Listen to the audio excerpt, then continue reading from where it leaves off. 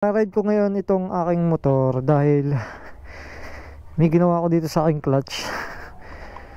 Naglagay ako ng spacer doon sa ilalim para tumaas tong clutch ko. So bale, ito yung ginawa ko. Yan. Ito kasing cable clutch ko pang FCA na version 1 din. So yun, medyo mahaba lang dito. So ang ginawa ko, yun, ito yung adjustable ng doon sa lever sa mga adjustan. Yan, nilagay kong spacer naman dito sa akin para lang umadjust itong wire para mawang ko ma-adjust ko. So yan, ngayon na-adjust ko naman siya, sagad na siya, 0-0 siya dito, pero doon sa lever ko sakto lang siya. Kaya pag nag-adjust pa ako, pwede pa akong mag-adjust. Pwede ko pa siyang pataasin doon sa clutch ko. Dito ako nag-a-adjust kasi wala siyang adjustan sa lever. Dito lang siya may adjustan. So ngayon, testingin ko kung anong feeling ng sa clutch sa may. Kasi nung mga nakaraang araw kasi ang baba masyado, wala na akong magawang adjust. So yun, yung naisip kong paraan para may adjust ko. So tara, ride natin to.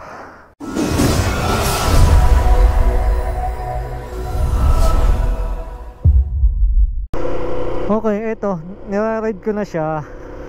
So sumobra naman yung taas. Halos ang bitaw ng clutch nasa ko naman siya, nasa gitna ng kwan. Pero kagandahan naman to, pwede ako mag clutch ng half lang. Napasok siya kahit half clutch lang, pumapasok siya. Hindi ko na kailangan pigain ng sagad para pumasok. Ang mahirap lang pag aarangkada, di ba? Pag arangkada, pisil mo siyang sagad. So ang layo ng travel, halos kalahati yung awang bago bumitaw ng clutch. Masasanay din tayo niyan. Buti na yung ganyan kaysa sobrang baba.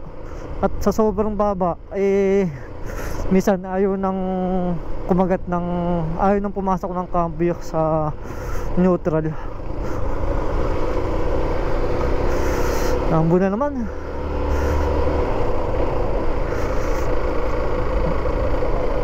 Nakakaramdam yung panahon, nakakaramdam ng day off ko bukas. Kasi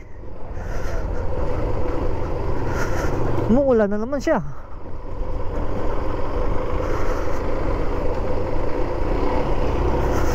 Nakabukayo na si Edgar Yun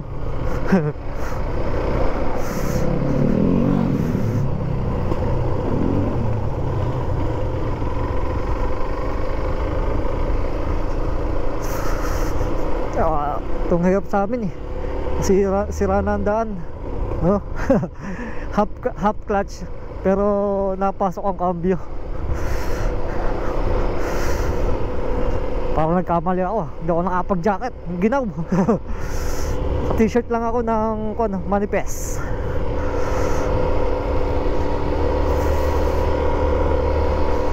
So tuloy na natin to. Nandito na rin naman tayo sa labas. Tutuloy ride na natin. Yun no, nakakapanibago tuloy.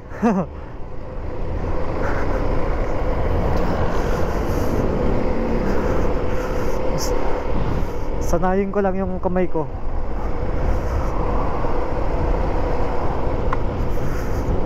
Ganda ng mga scooter na yun Ano ba yun? Vespa? Umpagin yan. Naglabas ang pag-asa na bukas ay may thunderstorm, may bagyo, at malakas siya. Baka ito na yung umpisa ng bagyong sinasabi.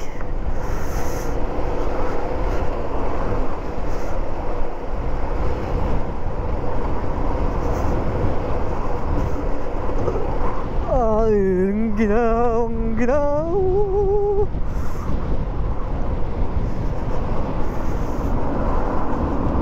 Ngayon nga pala linggo, kaya maraming riders ngayon.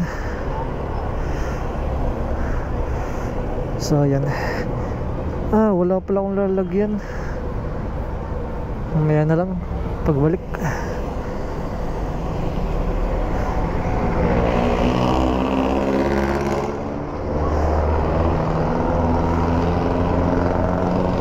Medyo nagagamay-gamay ko na yung clutch agad.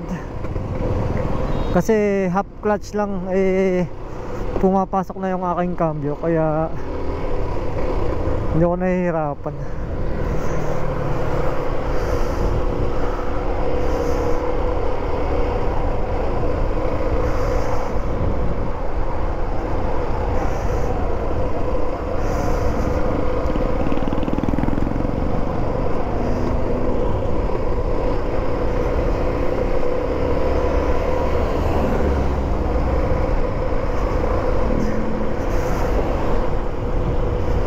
So yun, ito nga pala yung aking damit na nabili sa TikTok shop, yung manifest. Pero yung kanya, yung logo nya si Pikachu na Android. Ito yung front and back nya,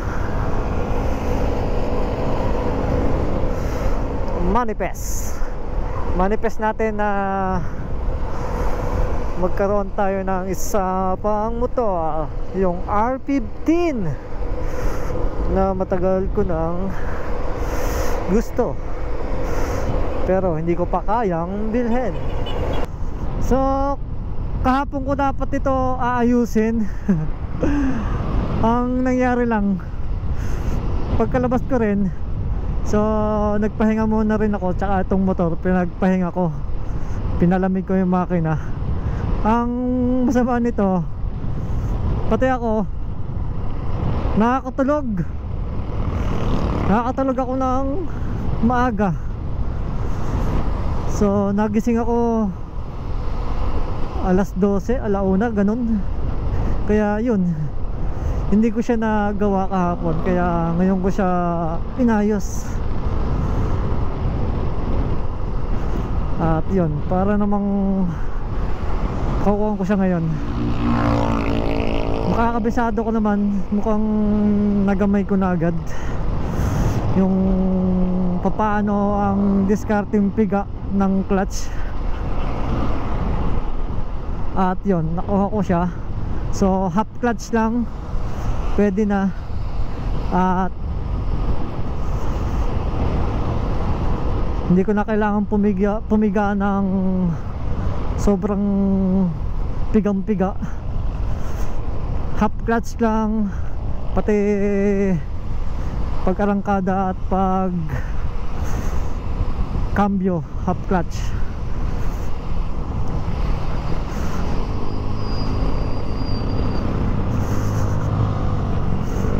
Kapal lang pag dito.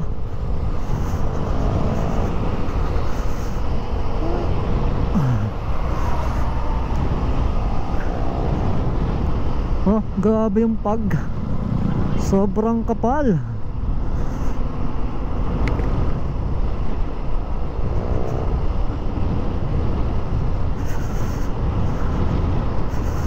Nabinyagan agad yung aking damit ah.